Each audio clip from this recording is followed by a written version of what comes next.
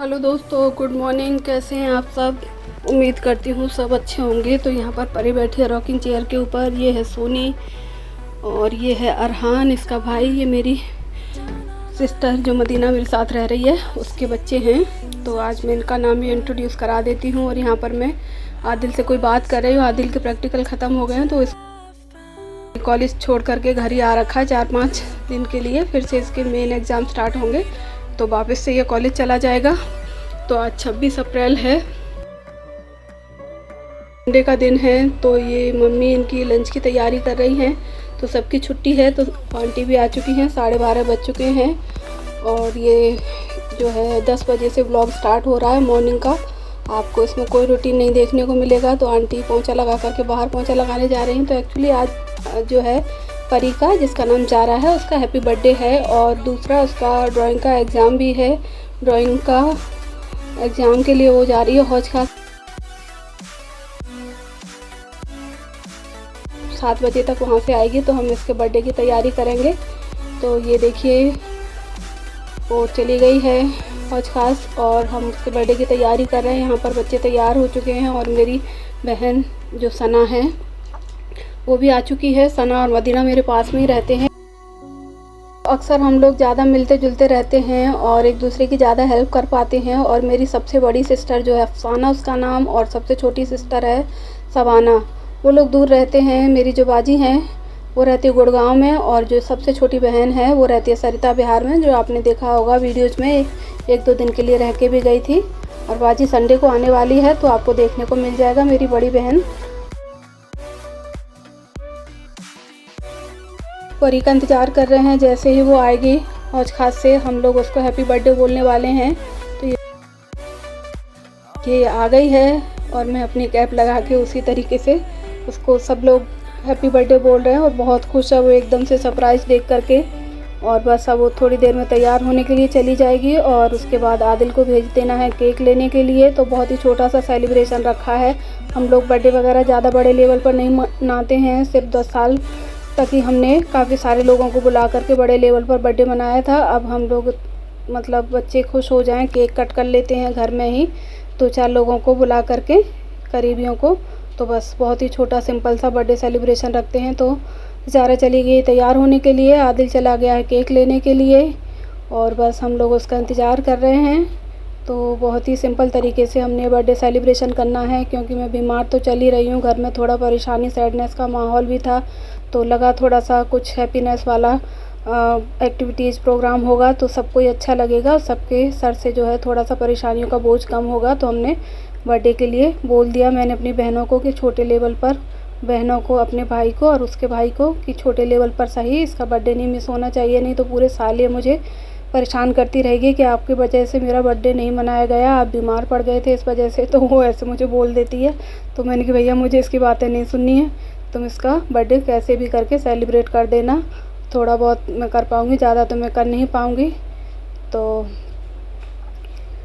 अभी तक मेरी ड्रेसिंग होती है और उसके बाद मुझे कैप पहननी पड़ती है। और कैप को और ड्रेसिंग को हाइड करने के लिए मैंने दुपट्टा इस तरीके से रख लिया है। और इसके बर्थडे की छोटी मोटी तैयारियां मैं भी करा देती हूँ। बाकी मेरी दोनों बहनें लगी हुई हैं। खाना हमने बाहर से ही ऑर्डर कर दिया है, बस केक मंगाना है। तो पहले मैं अपनी जो बॉल्स हैं उनको सैनिटाइज कर रही हूँ।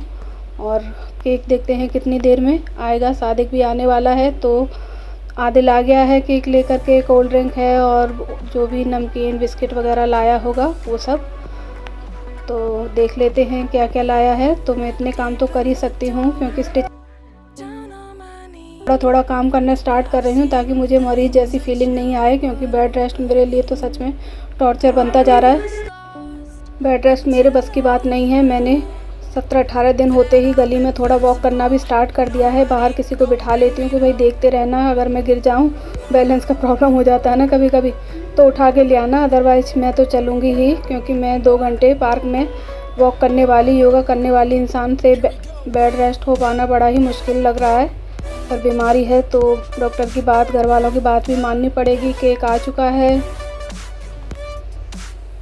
और सारे लोग काफ़ी खुश हैं। परी सबसे ज़्यादा हैप्पी है। उसने अपनी जो बर्थडे ड्रेस है वो भी खुद ही मंगा ली थी ऑनलाइन। तो मेरे ऊपर काफ़ी मतलब मेरे ऊपर कोई बर्डन नहीं डालती है। जो उसे मंगाना होता है वो खुद से मंगा लेती है, और बाहर से शॉप्स वगैरह से जो सामान लाना होता है वो खुद ही ले आती है।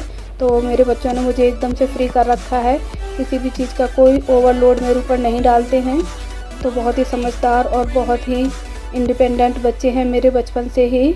मेरा आदिल भी, किसी दिन मैं आदिल के कुकिंग स्किल्स भी आपको दिखाऊंगी कि मैंने कैसे अपने बच्चे को एक बहुत ही इंटेलिजेंट और बहुत ही समझदार शेफ़ के रूप में ट्रेंड किया है।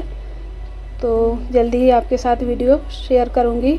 मैंने उसे शूट करके रखा है। तो मैडम आ गई हैं और मैंने 14 ईयर की कैंडल लगा दी है। तो बेड पर बैठने का सारा काम मैं कर रही हूँ, बाकी आने जाने वाला काम मेरी बहनें कर रही हैं। तो मेरी दोनों बहनें दूर रहती हैं, वो नहीं आ पाई हैं, वो बाद में मुझसे मिलने आएंगी, तब मैं उनका वीडियो शूट करके उनको भी आपको दिखाऊंगी। तो हम 5 बहनें हैं और 2 भाई हैं, लास्ट में हुए थे।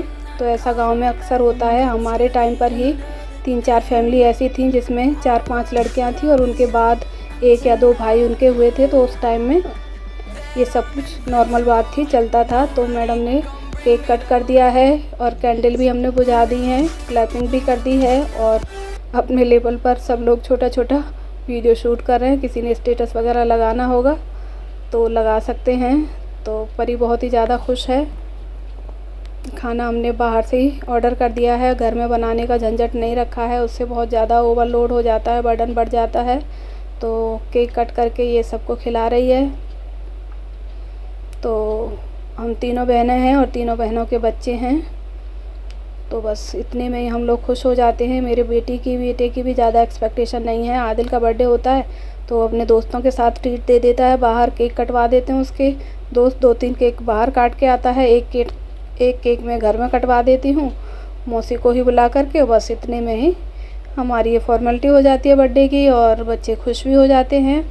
पर परी का अभी हम लोग थोड़ा सा बड़े लेवल तो नहीं कह सकते, थोड़ा सा इस तरीके से मना लेते हैं कभी कभी, क्योंकि अभी छोटी है, वो टीनेजर है। तो उसको अच्छा लगता है, बड़ी हो जाएगी तो वो भी अपने फ्रेंड्स के बीच ही बर्थडे मनाएगी। तो बस कुछ इसी तरीके से चलेगा। तो अभी 12:30 बजने वाले हैं। 12:30 बजे हेल्पर आंटी आ जाती है, मैं वॉइस ओवर कर रही हूँ, और उनके आने के बाद फिर बर्तनों की आवाज़ें आने लगती हैं, तो वॉइस ओवर हो पाना मुश्किल हो जाता है। तो मदीना ने केक और बिस्किट, नमकीन कट करके सबको दे दी हैं। बच्चे अंदर के रूम में चले गए हैं, सारी गर्ल्स, और बॉय है ये बाहर आ जाएगा, इसकी गर्ल्स के साथ नहीं पड़ती है। ये देखिए, ये अपना केक बाहर आके खाएगा। और मुझे भी केक का छोटा सा पीस मिल गया है, और इसमें से मैंने क्रीम नहीं खानी, सिर्फ स्पॉन्ज पीस खाना है। क्रीम से मेरा गले में ख़राश होने लगती है।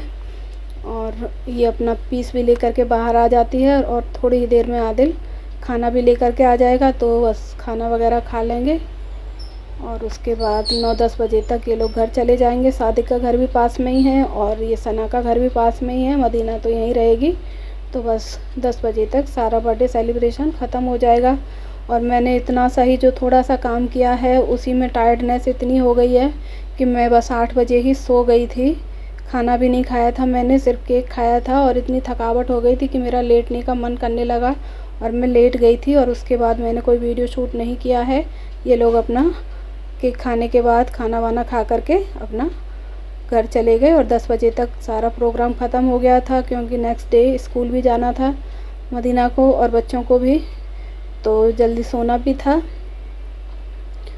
तो बस 10 बजे तक सारा बर्थडे का प्रोग्राम जो भी था ख़त्म कर दिया था। यही छोटा मोटा सा प्रोग्राम था। बस बच्चे खुश होने चाहिए, बच्चे खुश हो गए, उससे बढ़कर क्या है।